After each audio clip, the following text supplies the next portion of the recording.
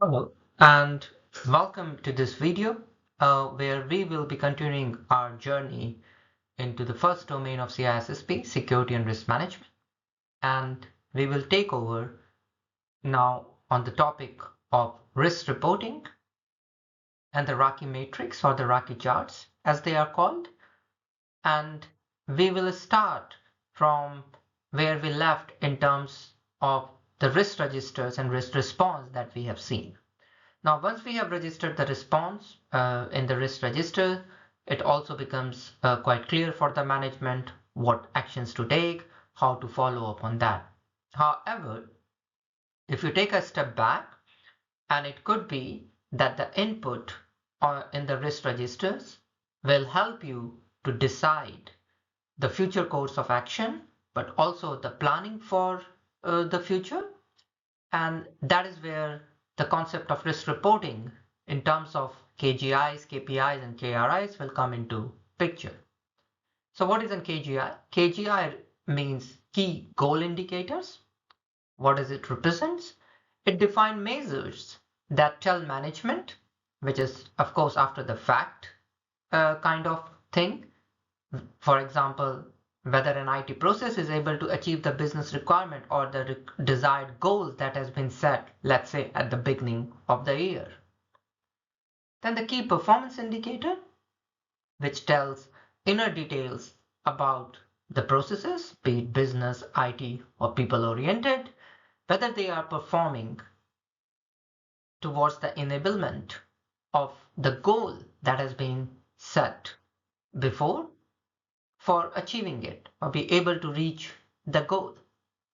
Now, while you set the goal and the performance, measuring performance to achieve that goal, it may so happen, and it happens most of the time, that the business has to entail risk. And that is something also need to be measured and controlled. How do we do that? This is achieved by what you called as key risk indicators, and it helps in developing or giving you an overview in terms of matrices that demonstrate that the risk, for example, an organization is facing while pursuing its objective of achieving the goal that it has set. They are the mainstay in terms of measuring the adherence and establishing the enterprise risk appetite, because it could be that from the past experience you have learned that there are certain risks which doesn't require an intervention, for example, what we have seen in the risk response.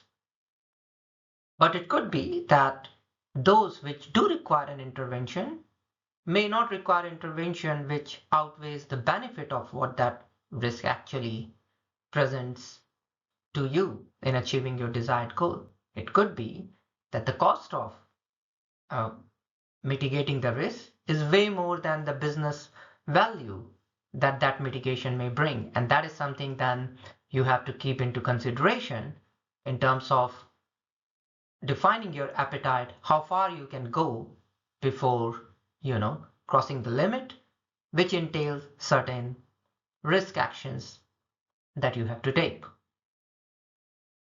Key risk indicators are also matrices used by organization that may help you to provide early warning signals. For example, if you see that a mitigation strategy is not being able to either pull the risk completely or that it is tackling in terms of doing a cost overrun, these are the indicators that may help you to maybe recalibrate yourself in terms of doing a replanning mid-year or maybe in the first or third quarter to see if you can intervene before it goes way out of your control or may end up way beyond your risk appetite.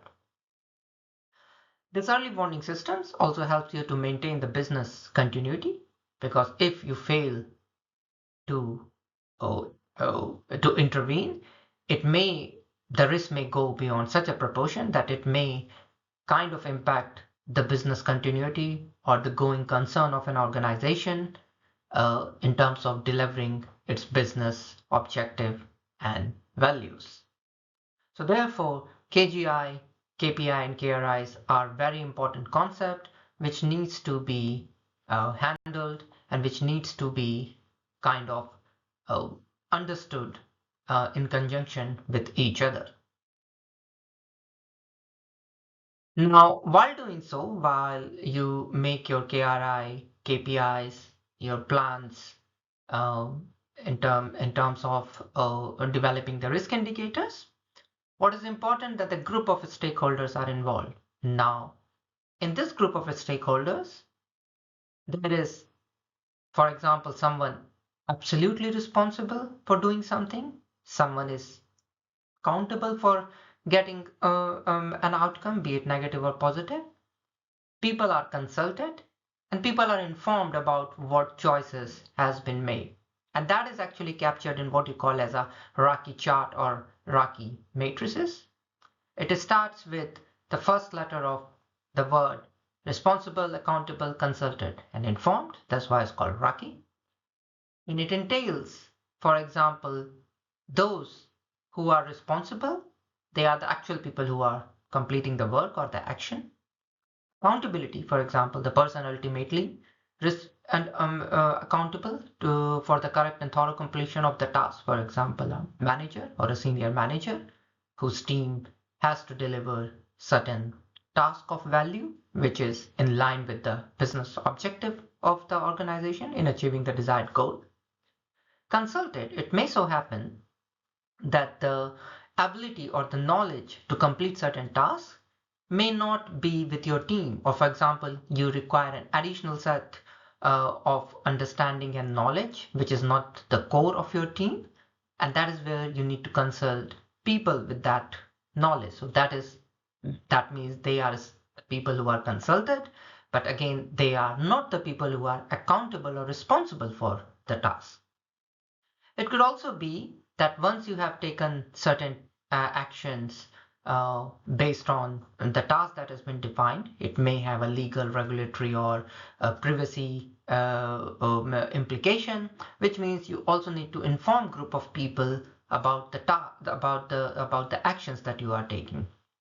For instance, it could be that you may inform your regulator. It could be you may be informing your senior management. It could be you may be informing your third-party stakeholders about certain actions which has been taken. So therefore, RACI chart is a very important aspect in risk reporting, and it should be very well depicting the various facets of how things move in a complex business environment. Who is responsible, accountable, consulted, and informed.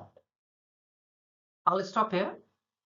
Thank you very much for listening, and I hope to see you in the next video.